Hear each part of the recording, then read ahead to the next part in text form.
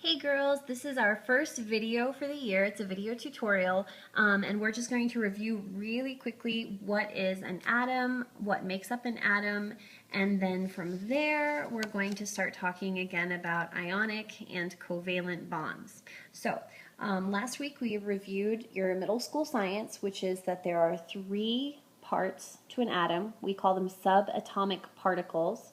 So there is the proton, the neutron, and the electron.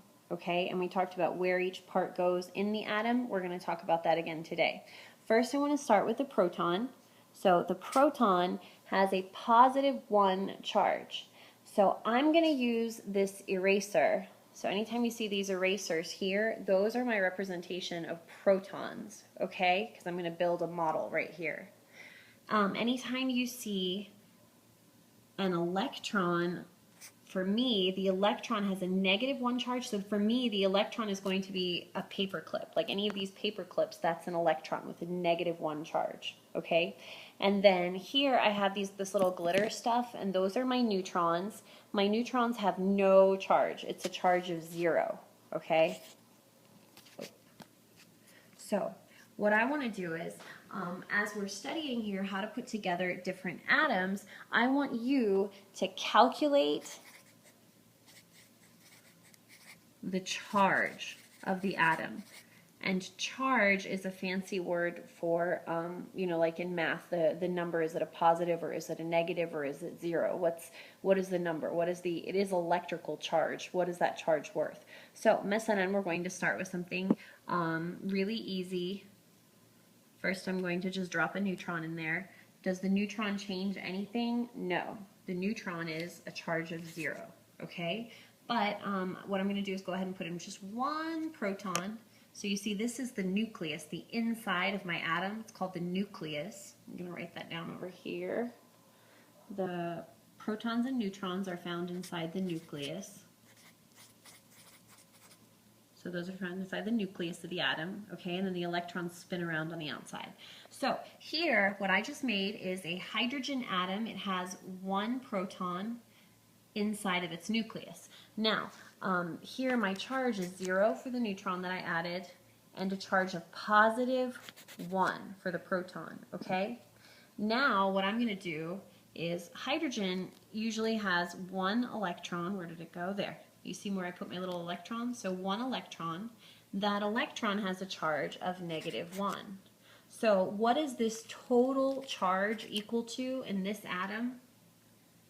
The total charge of this atom is 0. It has one proton and one electron.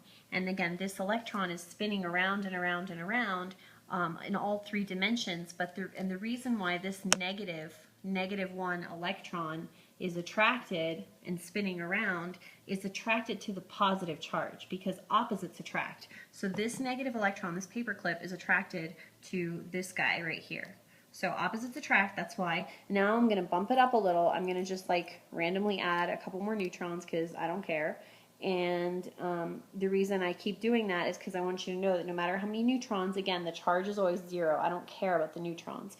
And then I'm going to add a couple more protons. They're not really going to fit. So now I actually have how many protons? 1, 2, 3. So this is going to be a plus how many charge? 3. This is going to be a plus 3 charge, okay? And what I'm also going to do is go ahead and add, another, so there's another electron and there's another electron. So now, what is my negative charge? I have positive 3 protons, and then I have negative 1, 2, 3. Negative 3 electrons, okay? So again, what is my charge in this atom? My charge is equal to 0. So notice that in a regular atom, the number of electrons is always equal to the number of protons. If it's not, then that atom will have a charge. It won't be equal to 0. So I'm going to give you an example. Oh, my proton rolled away. There. I'm going to give you an example now. This is an element with the atomic number 3. This guy that I just did right here, his name is lithium. It's a metal, okay? And what metals tend to do is actually give up electrons. So if there was something here, some other guy that wants an electron, lithium will go ahead and take the electron and give it up to him. So now the electron is out. Now, how many protons do I have? Positive 1, 2, 3, okay? And how many electrons do I have? Only 2. So I have 0 because of the neutrons in there, plus 3 minus 2. That's a 2 now.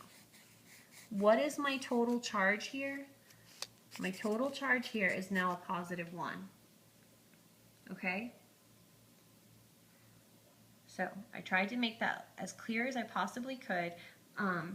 The protons in the middle are positively charged, the electrons are negatively charged, and if they are equal in a number like that, 3 electrons, 3 protons, then the whole atom will have no charge. It'll be 0. It'll be neutral. But if it has, like, let's say 1 less electron, like metals, they give up their electrons, then it'll be positively charged. It'll be electrically positively charged, just like in math if you work out the formula, okay?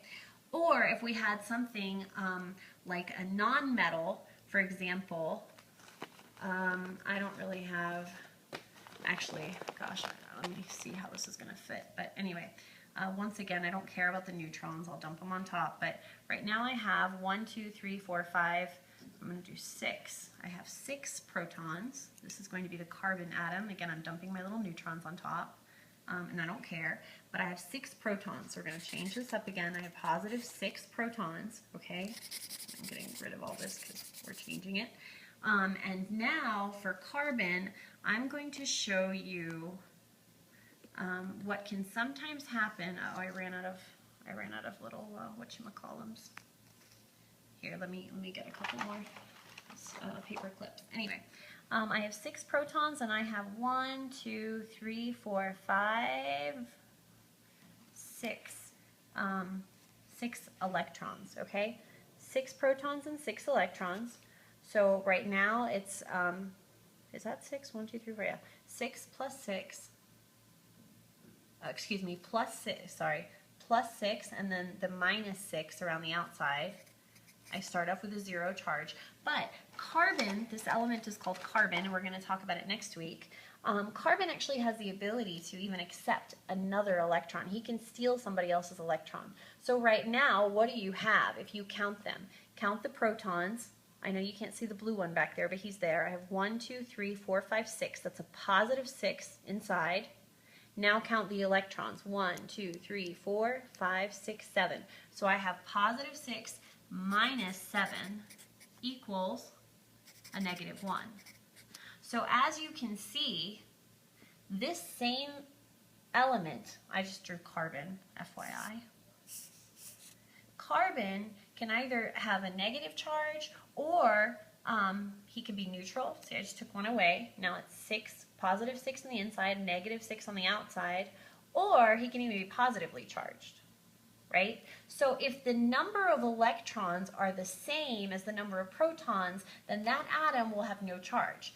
But if the number of the electrons and the number of the protons are not the same, we no longer call it an atom. You know, usually we say the carbon atom. بس إذا فيها charge، يعني مثلا إذا كان -1 ولا +1 ولا +2 ولا -2، يعني إذا كان any number other than 0, we no longer call it an atom. هلا بنسميها ion. هو نفس الشيء. It's still carbon، بس إنه carbon وإضافة إليها 1 more electron.